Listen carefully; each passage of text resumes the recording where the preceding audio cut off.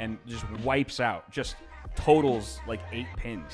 Like one of them popped off completely. The Tesla run? backs up and then turns and Chases? follows them. No, awesome. I think I said nice, cool, and awesome 5 times each. Just like NPC voice lines. Yeah, where they only have 3 voice I was lines. just in that NPC. Yeah, exactly. His balls come back. They come back. They just sprout.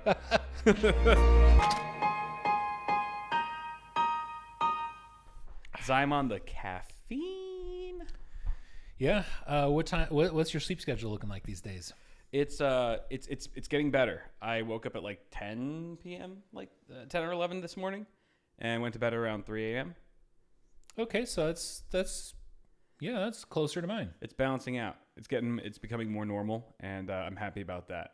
Has that been from pushing through or from just going to bed early? It was from let me think. I can talk about it now. It's technically under embargo right at the moment, but by the time this video goes live, it won't be. AMD had a tech day this week. Oh, okay. There was a 2-day. It was actually a 3 or 4 day event, but it was in LA. So Paul and I only spent one night there at the hotel, and so it was like It was more like 2 days for us. But so it forced had me to be on a normal sleep Yeah. schedule. I think I crashed at like probably 1 a.m. I was drinking the first night. The first night they had open bar and stuff. Yeah. That was pretty fun. And we went to like a brewery, and it was in downtown. Okay, nice. So we went to Arts District Brewing down the street. I won the air hockey tournament among my peers. Nice. Yeah, dominated. No busted fingernails either. No busted fingernails. My old man arm was a little bit sore the next day, just from. It was intense. A good intense air intense. hockey game will definitely leave you sore. It was a nice little tourney. It was a nice little tourney, but came out victorious. It was game point, 6-6 game point. Yeah, made it to the what was the finals.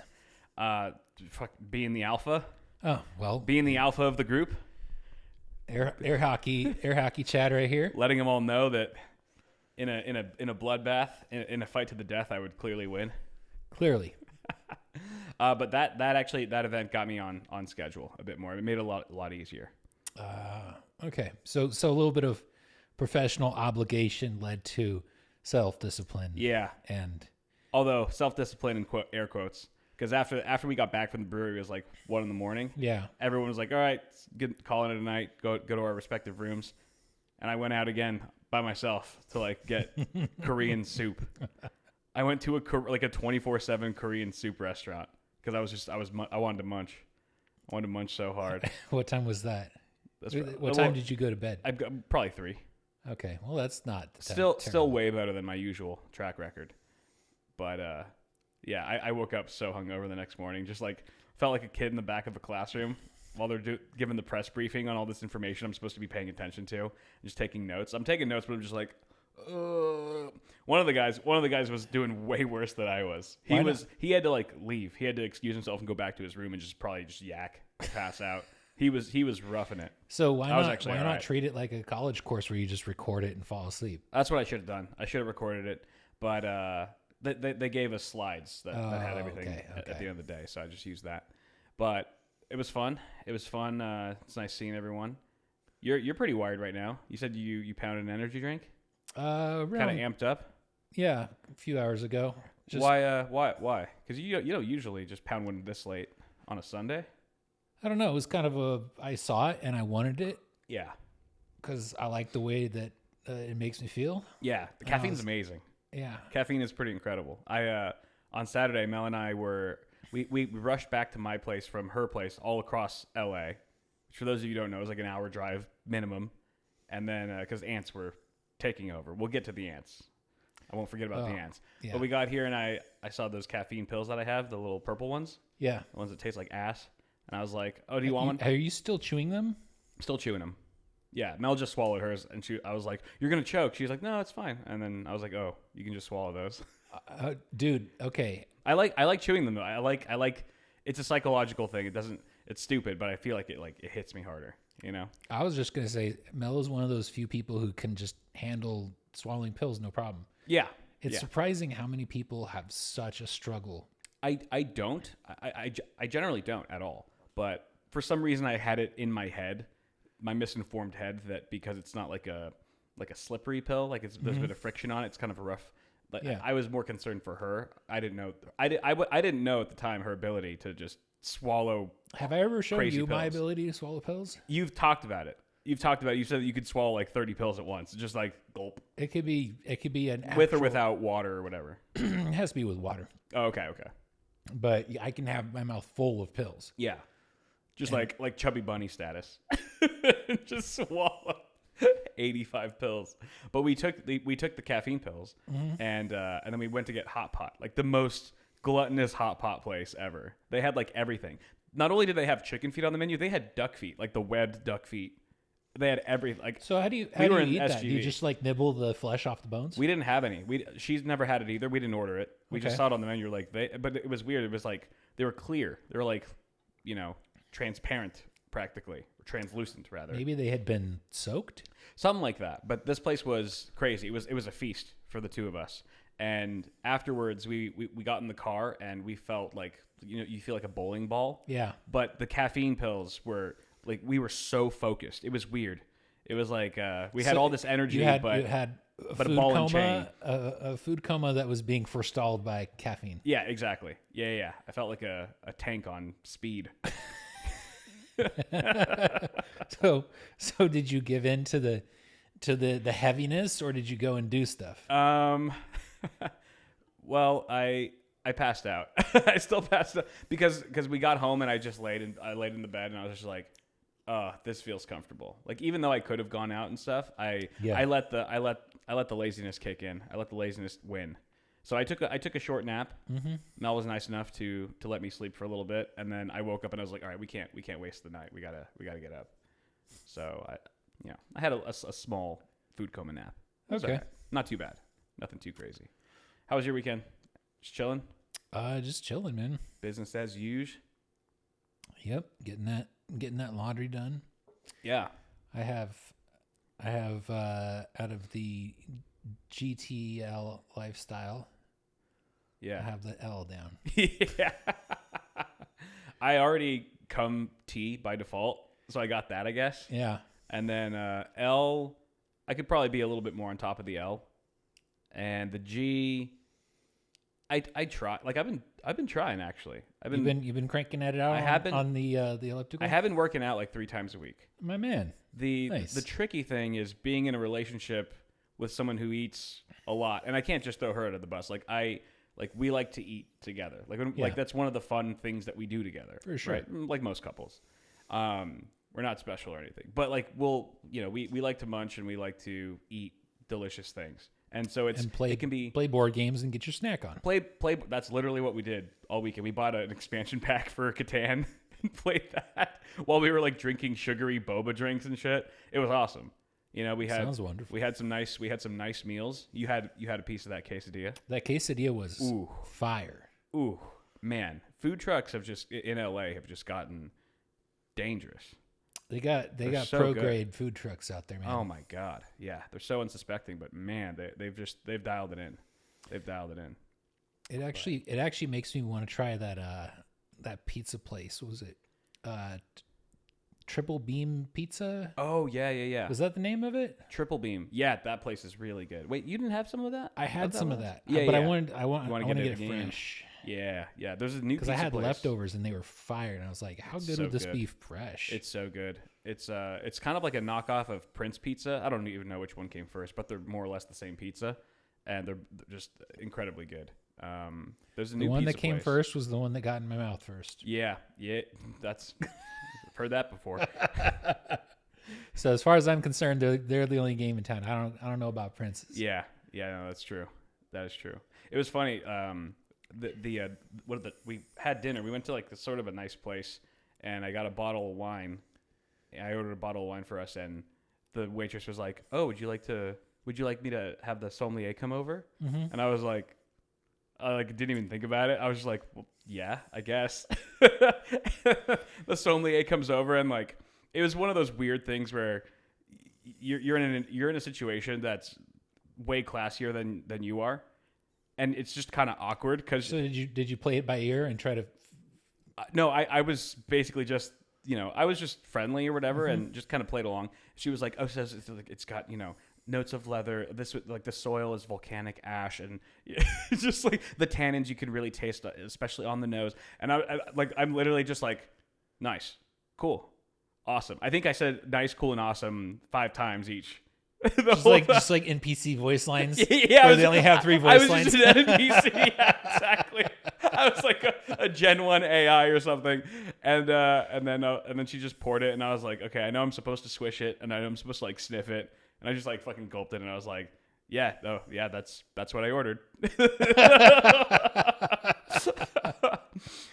But there is one. Are you supposed to tip a sommelier? So that's what I was wondering is maybe any of you who have any experience with this or knowledge of this, what is that sommelier? How do they make their money at a restaurant? Right? Well, are they paid they're an employed hourly by wage? a restaurant. Is it an hourly wage? Do they get tips? Do they get any percentage of the communal tips? I don't know. It's a good question. I wonder because it seems Yeah. like they have like a specialty position Yeah. where they're kind of just on call to perform their duty. Right. But otherwise, they're not in the back washing dishes, if they're not actively doing stuff with What are wine. they doing when no one's ordering wine? I think they're just waiting for somebody to order wine. They're just on their phone playing Candy or they Crush. could be planning, like wine purchases, making sure that the seller has a good selection. Yeah, right. Staying on top of, wine news. Yeah. Staying on top of I mean, the it's latest literally their wine job. trends. It is. It just seems like there's a lot of downtime.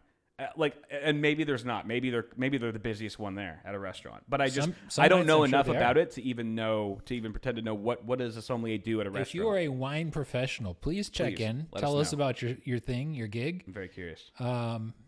And if you're an amateur but you're passionate about it, we'd still like to hear from you as well because we admire passion. Yeah, but the wine was very good. She made a good recommendation. So what was the pairing? She was like, "What are you planning to eat?" So I can pair it for you. And I was like, "We're just eating a little bit of everything." Because we hadn't picked out, we hadn't had a conversation about what we were going to eat, but we just knew we were a little bit of this, a little bit of that. I go, the pairing doesn't have to be perfect, but we're just going to eat a little bit of everything. Because I hadn't even looked at the menu. I was like, "What's even on here?" But it seemed to pair fine. It was wine, but it was a very delicious wine, and I guess it did make sense to. If they do have the option, at first I was like, I felt dumb for like saying yes to the sommelier, but if you're gonna spend money on a bottle of wine and they have an expert to give you a recommendation, you might as well get the expert's recommendation I concur. as opposed to like some waiter that's like, I don't know, this all tastes like grape juice to me. Unless you're walking in there like, Hank from Breaking Bad, Yeah, from Hank's from Breaking Bad. Oh, King of the Hill. Wait, what Hank are you talking about? There's a few Hanks in there. actually no, I think there's similar scenes in both, but Breaking Bad They're kind where of the same person. where he's just like, oh no, I was thinking of totally the wrong thing. It was Ron Swanson walks into a hardware store. There it is. Someone's like, what can I help you with? And he just goes, I know more than you. Yeah. Unless That's so good. you're like that about wine, Right. then yeah, take the Yeah. professional consultation. Right. I laugh. I'm like, that's ridiculous, but that's how I feel at every Best Buy. Like anytime I go, like, well, this laptop has Cortana. I'm like, no, it's fine. I got this. I actually consider the absence of Cortana to be Yeah, exactly. a Okay. desired So I feature. won't buy this one. Got Yeah. it. Yeah, dude. That's so funny. That was one of the better like things that Newegg ever did marketing wise was they had a commercial that was advertised. I think it was a national commercial at one point. It's probably around the time that they were sort of at their peak, maybe 10 years ago. And it was a guy at an electronics store in a blue, polo, very, reminiscent of a Best Buy employee. But not overtly Yeah, right. saying Best Buy. Exactly. It was like South Park, like just purely coincidental. And then it's like POV, like the camera's POV of a person's like, oh, so like which of these laptops should I buy? And the guy's like, well, this one has and then it just like cuts. Like he just has no idea what he's talking about. And then it's like, ask a pro or whatever. Newegg's like enthusiast level. Don't ask these amateurs. And I thought it was pretty well done for being a televised commercial. But Do you remember the Mac versus PC commercials? Oh, how did those go again? It was like, were they Mac commercials or PC commercials? Oh, I was like, I'm a Mac, I'm a PC. yeah, Those, with the guy who's like all dressed like a business guy. That's right. Yeah. He's a PC. And Yeah. Right. I don't remember. Mac was a like hip kind of guy, right? Exactly. Yeah. Yeah. But I feel like it's sort of reversed now. It's kind of flipped in a way. I've always felt that way, but go on. Wait. So wait. I can't remember. Those were PC commercials? No, I think they were Mac commercials. Okay. They were going, hey, we're different. You know, PCs are just like this boring business tool. Right. That was like when Mac was first getting cool. Yes. It was first getting cool. Yes. It was a good campaign or whatever. But then at some point, like the hipsters just became too saturated, or at least just too. I don't know. Like, I don't know. Is Apple cool anymore? Yes. So apparently, if you're in Gen Z or what's the next one? Gen X? Gen Y? Gen Y. Oh. Why? Oh shit. I don't know. I'm too old to know. The kids these days. Yes. I'm old enough to say that now. Yeah. Will shit on you for not having an iPhone. That is true. If you don't have an iPhone and you get the green bubbles? Green bubbles instead of blue bubbles. You'll get shit talked. Yeah. I've heard. Which I think is very upsetting. It's crazy. Like people won't date you on a dating app if like they start texting you and you have green bubbles. It's like a red flag. They're like, oh, okay, you don't live the lifestyle I do. That's a red flag to me. If they're doing that. If they're doing that. Yeah, 100%. Like you're shallow enough to judge me by the phone that I use. Yeah, that's crazy. And I'm sure there are. It goes. I'm sure there's people on the other side too that are like, ooh, blue bubbles. but I don't know. I don't feel like it's as superficial on that side. Maybe on average. I don't know. I don't know. Apple's still going gangbusters. I've never owned an Apple product other than an iPod. Yeah. iPods were good back in the day. You know, when you had to have an MP3 player and it not be crappy. Yeah, I remember. Were the way to go. I remember having an iPod and then also kind of cycling through a couple other MP3 player options. Yeah. And none of them really, did it for me like the iPod. The iPod was just, it just worked well. It was organized. A great product. It was clean. Yeah. I think apart from an iPod, I had an iPod Touch. So that's a slightly different product. It had like a full screen, basically. You could do video on it. You could watch video on it, which was a huge thing. I had one of those too. I pirated the South Park movie and put it on there. Yeah. And I shared that with when I was visiting Germany. Oh yeah. My German cousins were like watching it, like splitting the headphones. They're like loving it. We were on a long car ride and they were just watching. Oh man. I mean, when you could watch a movie in a car like that, just on a personal device, I mean, that was so cool. Like I remember that being a big personal deal. DVD players? Yeah, like that would flip up. Mm-hmm. They kind of looked like they look like giant, like chunky laptops almost. Yeah. And you just place the DVD. Yeah, those were cool. Those were really cool. All these things are just in the trash heap of history now. I know. I remember I had an attachment for my GameCube, like the entire game console. I like Mom, plug this into the cigarette lighter and to power the GameCube, and it was just a flip up LCD. That was probably like 3.5 inches, and I'm playing Super Smash Brothers on with a wired controller. Hell yeah! With a full game console, and I was like, "This is the future." Okay, this is funny because I was recently on a trip in Virginia, and I stayed at an Airbnb where the room that I was in actually had a Sega Genesis. What? That's nerd alert. That's awesome. It had a GameCube. Wow. And like big collections for both. Were they like hooked up? Or yeah, they were good to go. Wow. And it also had. I never got to play with consoles, so I noted like, hey, this is cool, but it also had a cassette player. Oh wow, it's like a little vintage area. Yeah, and I was like, I haven't played a cassette tape in 20 years. Yeah. I'm gonna listen to some cassette tapes. And they had it some was tapes. Like, yeah, and I was just like, oh, this is. I remember how great this was. That's crazy. It doesn't sound like amazing, but there's a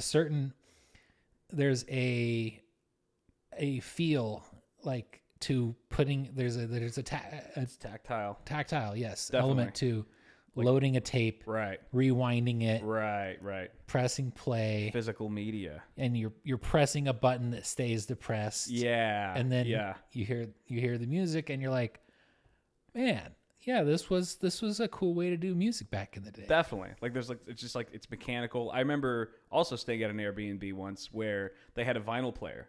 They had a record player, and they had a very small selection of records, but they had one of them was Bob Marley, and I just put that on, and it was, I think it might have been the first time I ever really just put a record on myself and press play and just watched it do its thing. And I mean, it just sounded so, that analog sound is just so warm. It's almost like you kind of almost, it's like, and maybe it's also the recording as well, because they used to record back then on those ribbon microphones, which had like a really warm feel. Okay. But it was a different kind of vibe. It almost sounded like I had already had like a glass of whiskey. You know what I mean? You know how sometimes the music comes a little bit more alive after you've had a drink? Yeah. It kind of felt like that just by default. And it was nice. I was like, this is nice. You see it turning, you know? And it's just like, it's almost kind of mesmerizing. Vinyl's been making a big comeback. Yeah, I know. I'd like see them at like clothing stores. They would just like be selling a record player. I was like a vinyl player. I was like, is this a thing now again? No, it is. It is. And I think it kind of goes back to like a combination of people realizing that with streaming services, they don't actually own any music. Yeah. They're just paying for access to a music library. Yeah. And if they stop paying, then they don't actually have any music. Right. And also that combined with, vinyl is hot. People are into it. It's hip. And it sounds nice. Yeah. I actually can't say that I've ever noticed a difference, but I don't think that I've listened to a lot of records. So yeah, it's cool. I feel like if I ever turned, this room or some other room into like sort of a lounge type of thing, I'd probably add a little vinyl player in there. Okay, you should do that. Yeah, you should get nice big speakers, some analog speakers, some audiophile speakers. Yeah, God, it's such a rabbit hole. Just another rabbit hole I don't need. I don't need that too. I already have so many dumb rabbit holes that I'm in. It's so ridiculous. What are your various rabbit holes right now? Oh man, I mean, I've got, Pokemon cards, I would say. That's a big one. As of late. That's a big one. And then I've got watches as of late. I've just been looking at my whole feed is just watches now. I'm like looking at watches. Because you got a watch. Because I got a watch in Japan, and now I'm just like, it's like my first semi-nice watch. I've never really cared or paid attention to watches. I got that one because I just got an insane deal on it, and it's Japan's tax-free, duty-free, all that. And I was like, oh, I really like, and I just like the way it looked. It's not even like that bougie of a watch at all, but it got me. It's a nice me. Watch. It was sort of a nice gateway watch, right? Yes. And so I start looking at I'm like, what else is out, dude? Yeah. And then with my headphones, I've been thinking about getting another nice pair of cans, like audiophile grade. Oh my. Head files, like maybe some open backs instead of the I have closed backs right now with the focals. I'm just like, dude, I have way too many. I have way too many and not enough time to really, and I should be saving my money more. I do save my money, but still, it's like just another thing that I'm like, I don't need to go down this route. I don't need it. My car, car shit, right? There's cars. I mean, I'm kind of past the car stuff by now. How's your transmission doing, by the way? Because I know you take it out for track days every now and then. Yeah, I mean, I assume it's good because it's just running well. The car's running well without any issues. I think like a lot of cars, the more well you maintain it, the better it treats you. Yeah, and you stay on top of scheduled maintenance. That is one of the few things I stay on top of. You've seen we could talk about the dryer again and air filters for the AC, but my car is one thing that I pay a lot of attention to and do maintain pretty well, I would say. And that's obviously kept it running really well. I just had the oil changed a week or two ago, and the guy said, "Yeah, looks great. No red flags. Everything's good." ECU's nice and shiny. What's that? The ECU's the ECU's nice and shiny. It's not shorting. No circuits are shorting. Yep, that's good. I am amazed that just fried your ECU and it didn't brick any other electrical systems. I know. Yeah, it could have been a lot worse. But Okay, so you got enough rabbit holes. You don't need to create a whole audiophile listening room. Yeah. I don't think But I've you shared. could. I'm just saying. You True. could. Yeah. I don't think I've shared that story, the ECU, frying the ECU on the pod. No, I don't think you have. Basically, I was the tech guys who are watching this who follow me from Bitwit might get a kick out of this. I was installing an RGB LED underglow kit on my car. I was doing it myself in the driveway. Everything was going pretty smooth. I had, finished mounting it underneath my car. I jacked it up and all that. And then I went to go wire it to my battery, the front of the car. And then the car was on. That was my first mistake. Okay. And I dropped a wrench. I had a wrench in my hand. I dropped it on the ECU box, which is just a bare metal box that's obviously conductive. And it sparked. The second I dropped the wrench, sparks flew. I shorted the circuit. And immediately my car, I bricked my car. I essentially bricked my car. It started, the fan ramped up to 100%. So it sounded like it was about to explode. It was so loud. And I had never heard it. The cooling fan the for cooling the engine? The cooling fan ramped to 100. Ooh. And it was like extremely loud. And I was freaking out. I didn't know what had happened, right? I was clueless. And was the engine still running? Dead. Car was completely bricked, completely dead. Wouldn't, nothing. You press the button, no lights, no signs of life. It's dead, Jim. Oh man. And I had to get it towed, and my mechanic sent me a picture of it, and he goes, where at the point where I dropped the wrench on the ECU box, and he goes, bro, you fried your ECU. This Armenian guy, he's like, how'd you do that? I'm like, I just dropped a wrench. He's like, you could have dropped it in a better place. That was a $2,000 drop, dude. I was a $2,000 replacement to get the ECU replaced, which is basically just like it's the brain of my computer. And is that stock or is that a custom ECU? No, it's a stock ECU. But right, like all cars have an ECU, have a computer in them basically that handles the technology, and I completely fried my car's computer and needed a replacement. And when I went to go pick up my car, he goes, we follow each other on Instagram. He knows I do tech and stuff. He's like, I do cars. I work on cars. You should stick to computers. Great guy. Love the guy. He made a good point. Yeah, he did. And then you had a pro take care of that. And since then, I have not touched a damn thing on my car. Everything just goes to him. Yep. Even the littlest thing, I'm like, I'm not going to YouTube it. Nope. I don't have the time to mess up that much again. But yeah, that was a fun. How do you like to have like in an instant? Do you have any stories like that where just like with the flip of a switch, you've just done massive irreversible damage, or just made a massive mistake?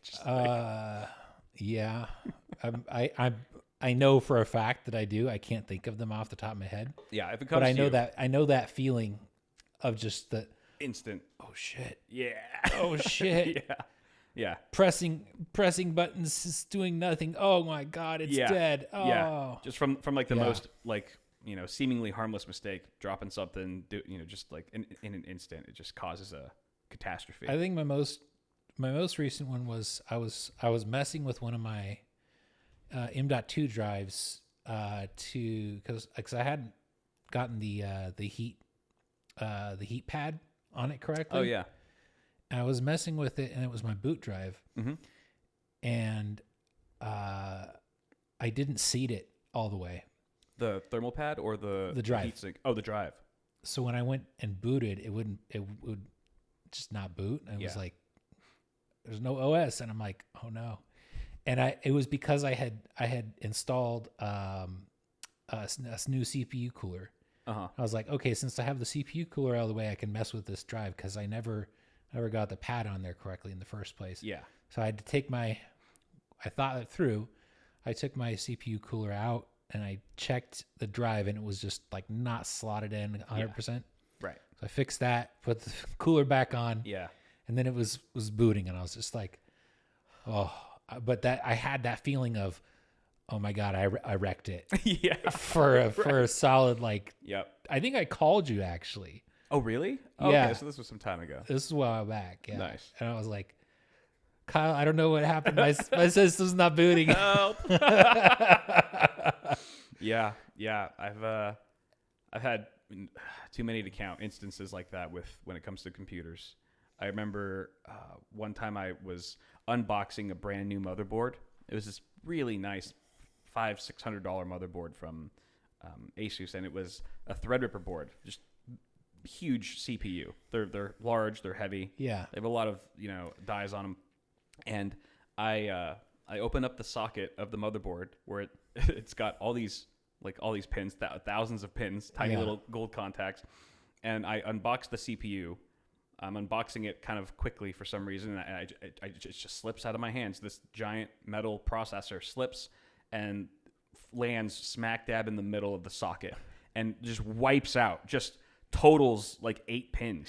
Like one of them popped off completely. Oh man. And it was just like this huge gash, and like in an instant I was like, this $600 board is just gone. It's garbage. Just from yet another drop.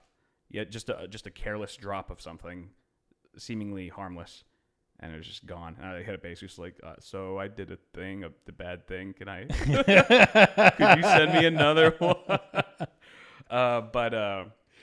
Yeah, dude. Yeah. Butterfingers can be costly. It sounds innocuous, but one of the worst things that you can do at a supplement store is break a glass bottle of liquid fish oil.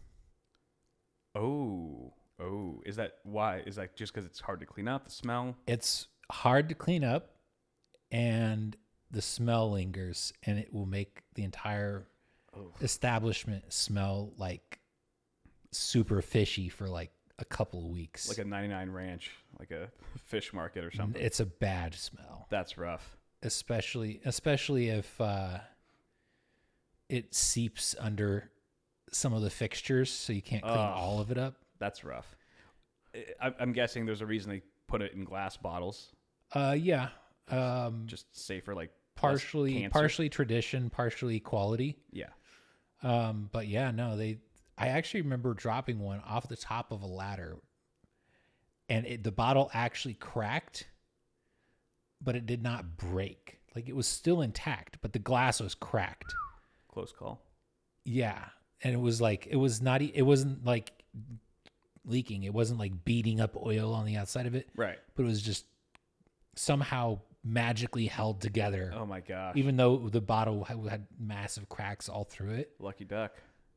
Got that in a bag and in the trash. Oh my gosh. As soon as possible. Damn. But yeah, that was a thing that I learned after an earthquake knocked over several bottles. Yeah. Oh, speaking of just stores, Mel and I went into a surplus store today, and the guy working there called you out, dude. He called you out because they had a bunch of knives. I was looking at the knives, like I pulled out mine, and he was like taking a look at it. Yeah. And he was like, "How did you sharpen this?" Because he was like, it caused like like the way you sharpened it has like all this. I forget what he said. It was like scuffed or whatever on the edge. And I was like, I haven't sharpened it. It's my roommate's knife. He lets me borrow it. But he was like, yeah, whoever sharpened it, like maybe like they changed the angle or something instead of having a consistent angle. Yeah. And I was like, I can't wait to tell my roommate. Oh no, I know that mine are. Well, the first thing is, I took this to a place that sharpens commercial knives. Because the edge was wrecked, and I wanted it to get fully reprofiled. Yeah. And the place that I took it, they did not care that I had a specific request for how they sharpen it. Right. They just ran it through their belt sanders, and they took a ton of steel off of it. Yeah, that's what he said. Yeah. And so that pissed me off, but it's like, whatever, it still works. Yeah. Right. But the way that I sharpen is not super advanced. It's very basic. It gets the knife sharp enough. Right. He asked if you were sharpening it with like ceramic or stone. I use basically sandpaper. Oh, okay. Over a flexible backing. Gotcha. So I go for a convex edge. Okay. Which is kind of quick and dirty, but it's functional. Yeah. But if you want a knife that you can drop a piece of paper on it and it just goes right there. Yeah. Clean. Yeah.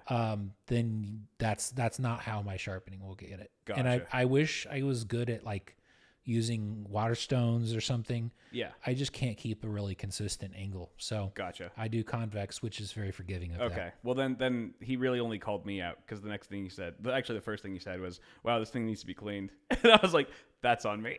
I was like, "Yeah, I open a lot of boxes with it and I don't clean it." I was like, "How often do you clean yours?" It just takes some alcohol, man. Yeah. No, I know.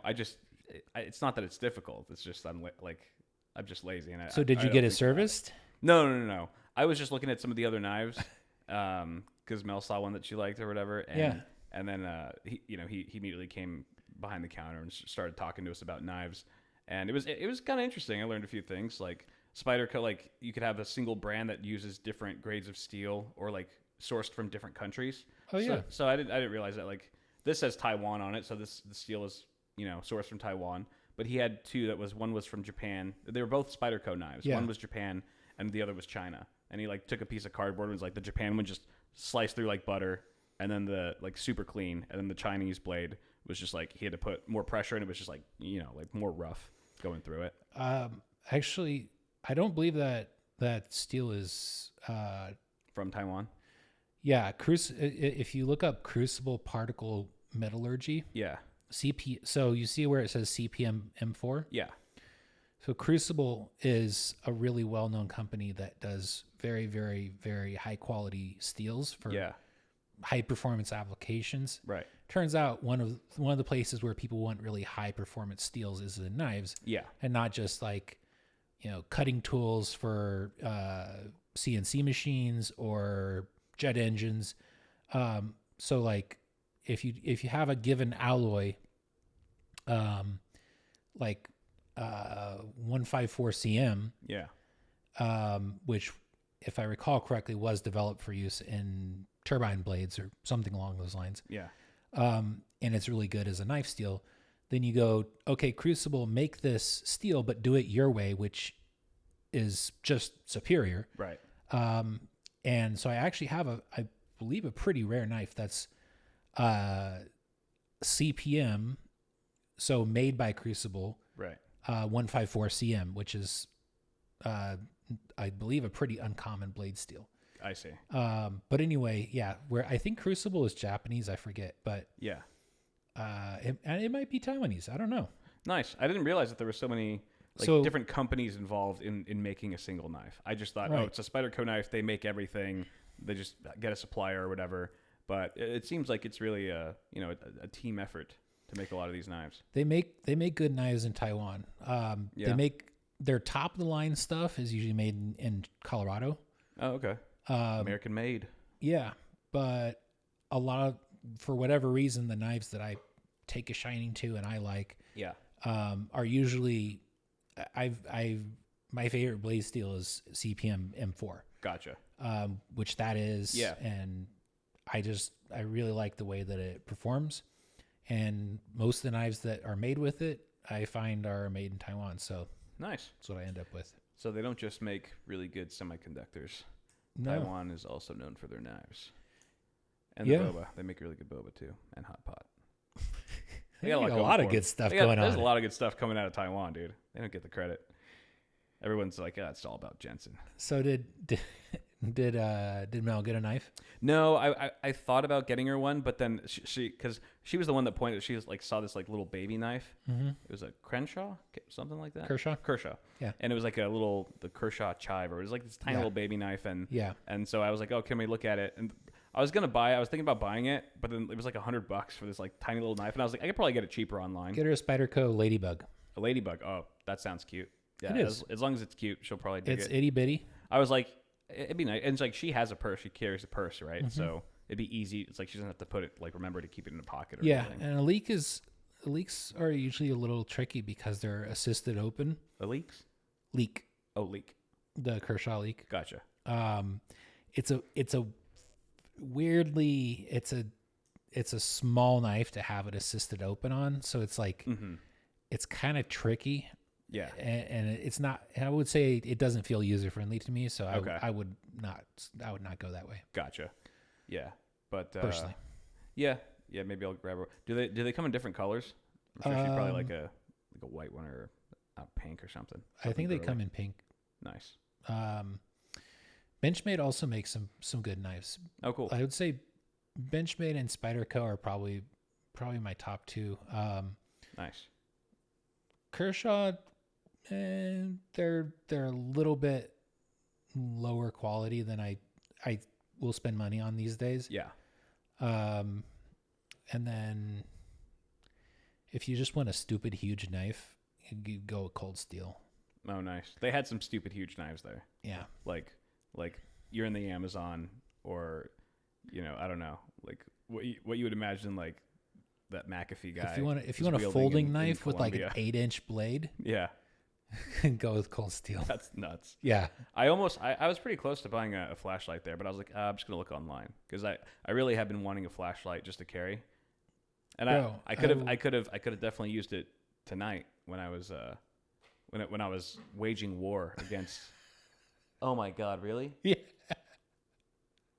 Really, dude? You can't see what's going on, but the girl cat has just claimed her throne, kicking the boy cat off of the tree.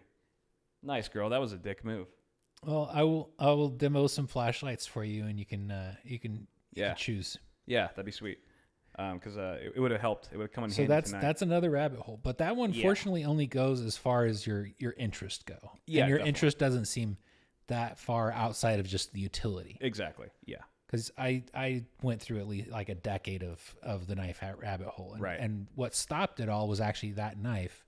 Yeah. Which I got, and I was just like, it's good. It's good enough. Right. It does what I need it to do. It feels great. It works great. I don't need a better knife because this one is the best. That I've gotten. That's the tricky thing with me and rabbit holes, is that it's often hard for me to find that happy spot where I'm just like, this is enough. Yeah. I mean, that's why it's a rabbit hole. It just keeps going.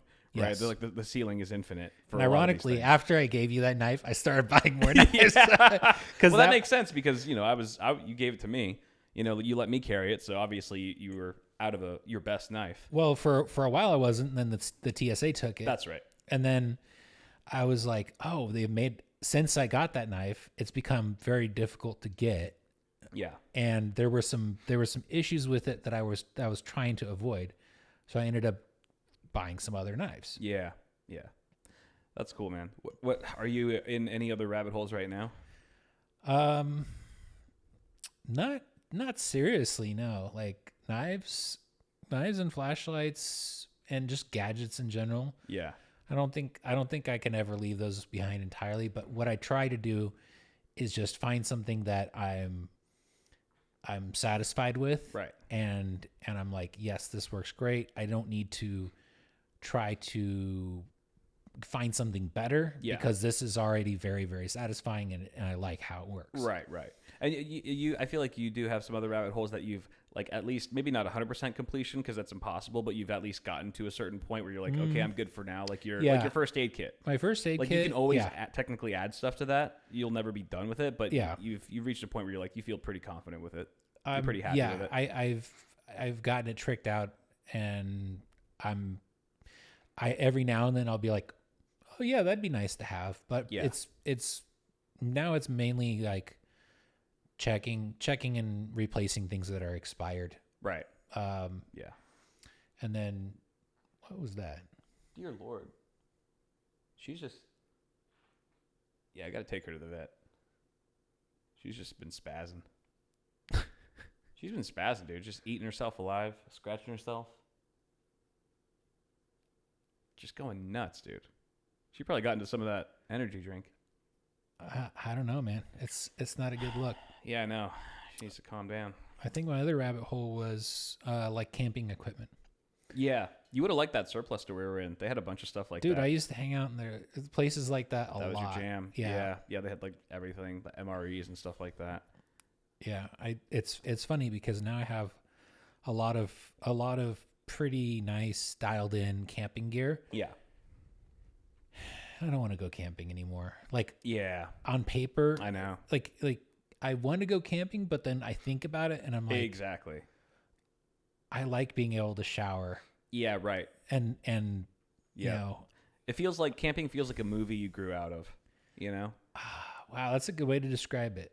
It's like we used to be one of your favorite movies, and then now it's just like. But here's the thing: is I don't know if I haven't gone camping in such a long time that I don't know if I actually would find it annoying to deal with the inconvenience, or if I would like my old spirit of camping enjoyment would rise up, and I would enjoy it. Yeah, right.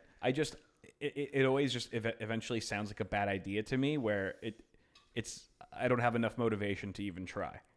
You know what I mean?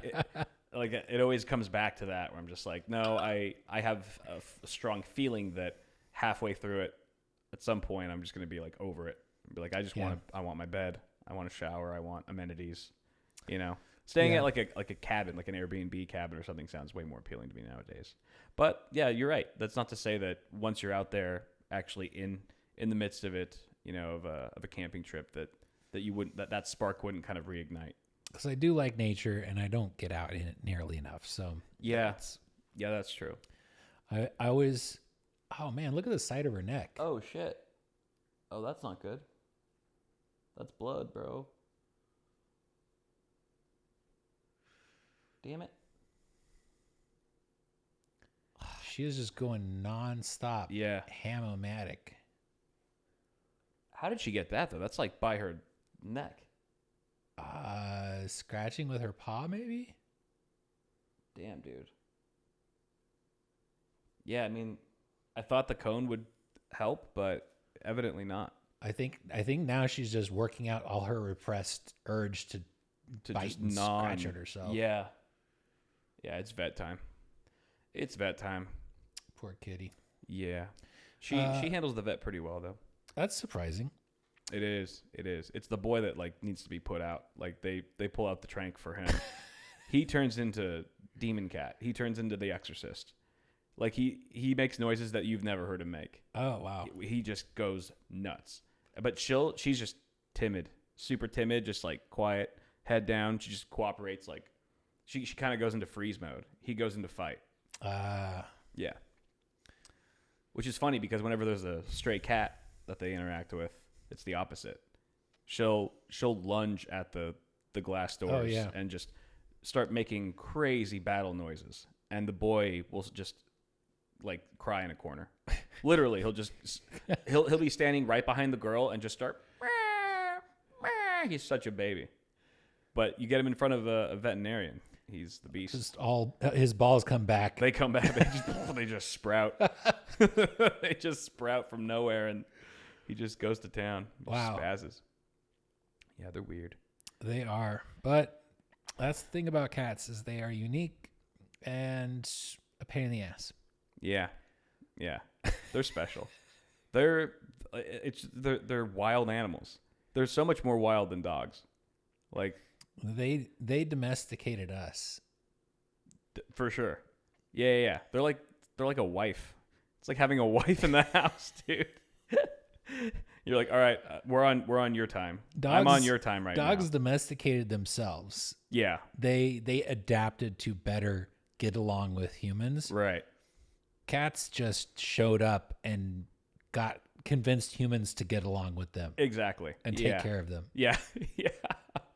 One is like a peasant that just like stays in line, follows, so he doesn't get killed, and the other one's a tyrant.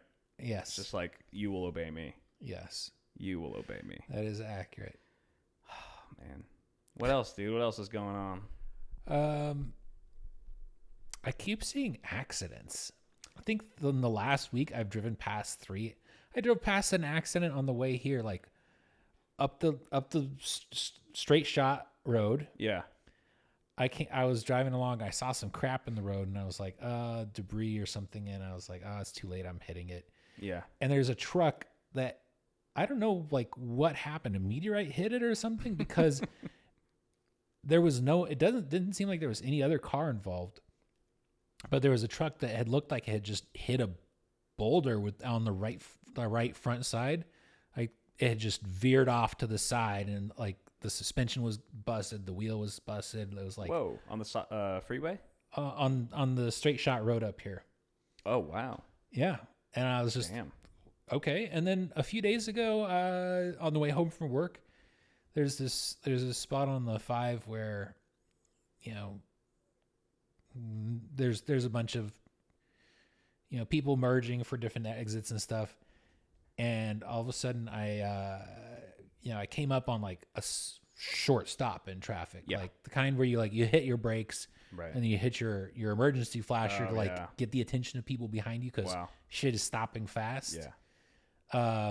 Ease my way through that, and there's like 3 cars that managed to all get in an accident. Man, do you remember what kind of cars they were? Is there a Tesla in there? Like sedans mostly. Okay. I actually saw 2 videos this week of white Teslas trying to not miss their exit and just like blasting people who were already taking the exit. Wow. Blasting into them? Yes. Like, oh my gosh. And then the other one that I saw was, I was leaving work, and there was a Tesla involved. Yeah. There was a BMW that was. So we're 2 lanes making a left turn, and the person in the far left turn lane was doing something stupid, like drifting into the right lane or something. Okay. And the person behind them stopped, which was a Tesla. And then the BMW went clunk right into the back of it. Oh, man. So the Tesla pulls over onto the side of the road. With flashers on. Yeah. Meanwhile, BMW is still back there in the intersection. And I'm watching this in my rearview mirror, and after like 40 seconds, the BMW just guns it down the street. What? The Tesla backs up and then turns and follows them. No. Yeah. Oh my gosh, that's pretty sweet. It's just been like that's nuts. A lot of idiots in cars lately. Yeah, I mean, just driving here on the way from Mel's place. I was on the freeway. I think it was like on the 110, and it was fairly trafficy. We were going maybe like 50 miles an hour, and then just this guy just like blows past me in a sedan, kind of a semi-sporty sedan, and just starts weaving. And right after that, a second or two after that, an SUV comes on my right, boom, just flanked. There's left on my left, and then on my right. They're both doing 100 easy. Whoa! And there's like slow cars all around us, and they're just like heavy traffic, and they just like slam their brakes and then weave in, like they're like pressing, like where they just tailgate the shit out of people to like and then they both just took off again, and it was like, whoa, like that.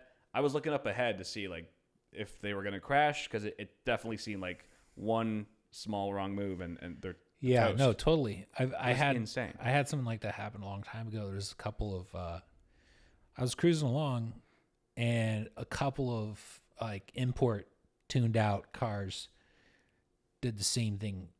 It wasn't super heavy traffic, but like those dudes were doing 100 plus for sure. Yeah. And same thing, like one on my left, one on my right. Yeah. And gone. Yeah. Like, and swerving through traffic and everything. Right. I was just like, right. I kept driving, and I was expecting to find like a crash. Yes. Just or feet ahead, like quarter mile ahead. Absolutely. It's one of those. It was one of those. Because it's a matter of when, not if. Exactly. With driving like that. 100%. And in my mind, like it seemed like they were racing each other, perhaps. And it's like once you hit traffic, like that should be the end of the race. Mm-hmm. But like there's so much adrenaline when you're already doing that you feel the need to still be ahead always of the guy that you're competing against, that you're racing against. And so that just, I mean, it's just it's bad news. It's a bad combination of things. Totally. Yeah, dude, the traffic the driving has gotten insane. I think it's just general stupidity is contagious. Yeah. I don't know. Yeah. That's my theory. I'm just glad to not be a part of it. Have you seen that new Pagani? No. Is it Pagani? Pagani? Hypercar? Yeah, they had this insane like electronic stability. Uh-huh. I'll look it up. And electronic braking system. Yeah. Where you can be driving, I don't know, 100 like 80, 100 miles an hour and do this. Yeah. Like just this with the steering wheel, and the car just responds like it's glued down. It doesn't have any body roll. Whoa. it doesn't have any loss of control. Yeah. It literally will maneuver as you're doing these things. Right. Just like somehow it's able to do that. That's crazy. I've seen nothing like it before. It just corrects every every movement that you make. So you're not even driving the car. There's a guy driving, and I think there's a reporter or something, a lady in the car with him, and he gets a lot of like nervous, scared laughter out of her. Yeah, because he's like, I'm driving and I can just do this, and it like the car responds to all of that steering input right without hesitation, but without any sense of loss of control whatsoever, even though it's bananas to be doing insane. this. That's insane. Like it's on rails or something. Yeah. Yeah. That's so crazy. And there's a video shot from outside. Yeah. And you're looking at it and you're like, that is just unnatural. Yeah. Of course, it's like a $3 million car, but sure. you know, like if you're going to make a $3 million car, you might as well make it do some cool shit. God. And that's exactly why that's why we get the videos of people crashing these insanely expensive cars, because they go beyond, they think they're invincible, right? Or they turn off traction control. Like the first thing they do is they go, traction control off. Yeah, that's the electronic metal thing stability to do. off. That's the manly thing to do. Obviously, you got to raw dog this thing. Yeah, that's the wife setting, dude. Turn that shit off. Turn that shit off. We don't need no safety measures. And then next thing you know, the fail-safes. torque steering into a wall or a bunch of parked cars or something. Yeah, it's bananas. It's so wild. Yeah, dude. I mean, that's why it is fun to take my car to the track, even though you know it's maintenance and it's costly. It is very fun to just drive your car like an insane person, like an animal, in a safely controlled environment where you're at very low risk of like you're injuring. responsible and nobody else is at risk. Exactly. Yeah. I will say, I recently got to drive in a Tesla that was like one of the top performance packages. Yeah. The Plaid or whatever. Yeah. That acceleration. Oh man, when'd you do that? When I was in Virginia. Really? Yeah, it was my boss's car. I didn't hear about this. Or maybe you did and I forgot. Tell me about it. No, it was just my boss. Like he was just like, oh yeah, I got a car. Yeah, that is a boss car for sure. And Plaid Tesla. I was like, I've only driven in a Tesla once maybe. And he was like, oh, have you ever experienced the acceleration? I was like, no. And he's like, watch this. And that was like, whoa. Yeah. It was really impressive. Right. It's a rocket ship, dude. And it's just endless torque. Yeah. It really is. And it was a lot of fun. It was just like for a very short time at like 2 a.m. in the middle of nowhere in Virginia. So it was like there was nobody around. Yeah. And it was a short drive. But and the car doesn't make any noise. So you can get away with that a lot easier because you're silent practically. Yes. Versus you flooring it. It was everyone in 2 blocks is going to be like, exactly. There's a guy speeding over there.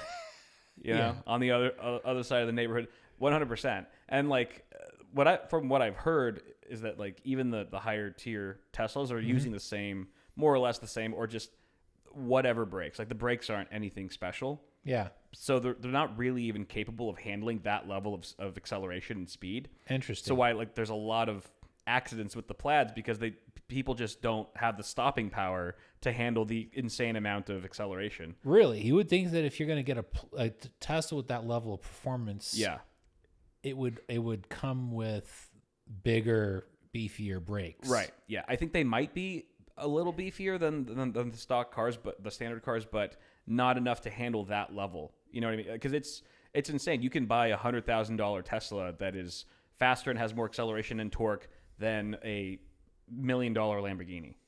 You know what I mean? But the stopping distance. The stopping distance is not the same. Yeah. And you also have a lot of people who aren't car people or who don't track their cars, who aren't really that savvy when it comes to racing, buying Teslas more so than like a Lambo or whatever. It's like it's more of a mainstream car. Yeah. So you have people who don't really know what they're doing and aren't trained, haven't had any lessons or whatever, and then B, don't have the stopping power they need to handle what their car's capable of. So it's just there's been a lot of reports of accidents. That is a recipe for bad things happening. Yeah. Although I was flabbergasted because my boss was telling me about he was thinking about picking up a Model X for his wife. Mm-hmm. I was like, okay, yeah, that's reasonable. Like, you make good money, but he was like, no, it was because I can pick up a used Model X for like $30,000. Wow. I was like, that's crazy. So apparently there's been a huge drop in price for Teslas. Wow. I mean, I was kind of hearing about that, like that they haven't been doing so well. I don't know if this has anything to do with it, but like Hertz and like a lot of the rental companies just completely like dropped off. Like they sold all the Tesla stock or inventory they had. Oh, really? I think they were just having way too many issues with it. Technology wise, probably people just punching it, what I was talking about. Just it kind of I think the thing about Tesla kind of goes back to what your mechanic said. You do PCs, stick to PCs. Yeah. I do cars. I'll do the car. Right. And Tesla is just this unholy union of both. Yeah, exactly. And so you need it's tricky. You need a lot of engineering expertise to work on them. Yeah. I imagine. But you have to have both car and like software, hardware, firmware. Yeah. Understanding to be able to do the work, and it just seems like a recipe for just really difficult maintenance. I don't know. It's incredibly deceptive because like most people describe Teslas as computers on wheels. And in a sense they are. Yeah. But when you approach it with that mentality, you forget that it's also kind of a weapon. Computers crash. It's computers crash. Yep. You're driving a freaking loaded gun, And, yes. Well, I mean, most cars, to be fair, at this point, newer cars are computers on wheels. Like, yeah.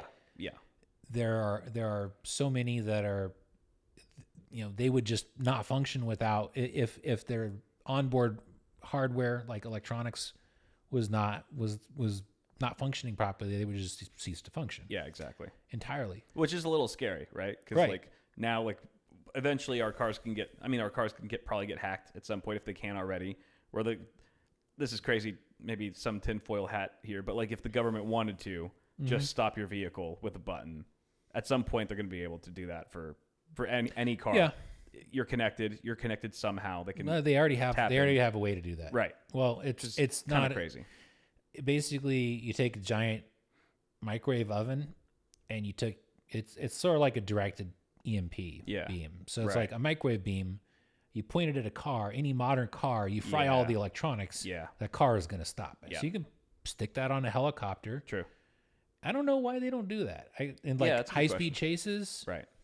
I guess because you don't want that car that's going high speed to just all of a sudden become uncontrollable. Yeah, exactly. But then what's the difference between that and a spike strip? Yeah, true. But maybe once. Yeah, that's a good point. They actually have this really cool. I like the technology behind it. It's like a spike strip, but with an attached set of netting. And so basically when you drive over it embeds itself into the tires and then tangles up in them. Yeah. So it stops the tires from moving entirely. Yeah. So it basically turns on the brakes and keeps the brakes on. Right. But it doesn't necessarily puncture the tire to the point where, you're spinning out. Yeah, exactly. Nice. Yeah, that's a good one. I think that was a much better evolution of the old spike strip technology. Yeah. Nice. Have you ever run over one of those severe tire damage devices? I've never run over one of those. Well, I mean, the right way. Yes. Have you ever had intrusive thoughts about going over? Oh, my God. No, never intrusive thoughts, just complete paranoia. Yeah. That like somehow my car's going to roll backwards and I'm totally screwed. I think everyone has to have that thought. Yes, those things are scary. Even when you're driving over them and it's the right way. Right. Yeah. It's very intimidating to see giant spikes under your car at any time. But that's our time, guys. Thank you very much for watching. Super special. We'll see you next week. Thanks for tuning in.